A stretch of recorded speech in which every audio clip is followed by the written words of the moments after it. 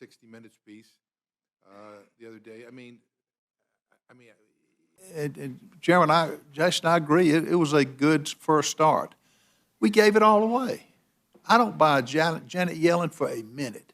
She's changed the date 3 times, and I told the chairman this. She's changed the date. The D-Day is June 1. No, it's June 5th. No, it's June 8th. Give me a break. I was born at night, but not last night.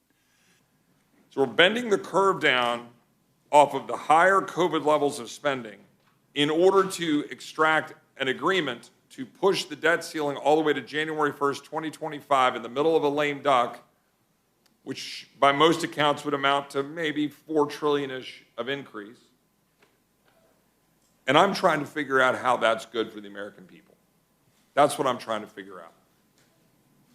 That's not exactly ratcheting back our spending.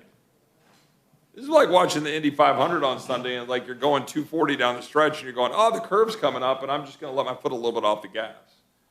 But you could go barreling right through the curve right into the wall, and that's what we're doing. We're not making the substantive transformative changes necessary. We already acknowledged here. Why are we here at this hour? Because Republicans have brought us to the brink of a potential default, the first in our country's history. And as the chairman, or the former chairman, our ranking member, so eloquently noted in the beginning, this is a manufactured crisis. No question about it. House Republicans are in control. You have the gavels. You are in the majority.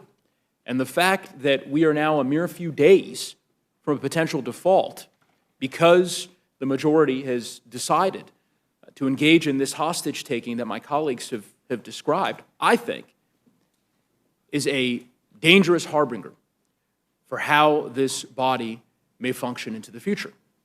And it's not worthy of the American people. It's supremely irresponsible to threaten a global economic meltdown in order to appease a radical minority. But here we are today, forced to address a manufactured debt ceiling crisis that has rattled global economic markets because right-wing members of the House have a stranglehold on House majority and its leadership. Republicans in the House, influenced by their most extreme members, decided to hold our country's economy hostage in order to take food out of the mouths of hungry Americans.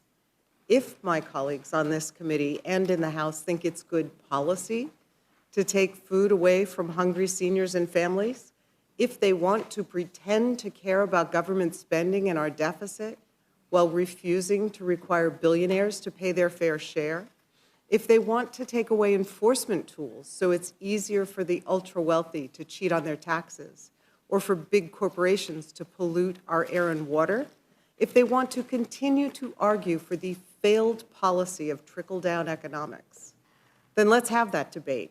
Do the math. It's going to exceed just the interest. That's where I don't understand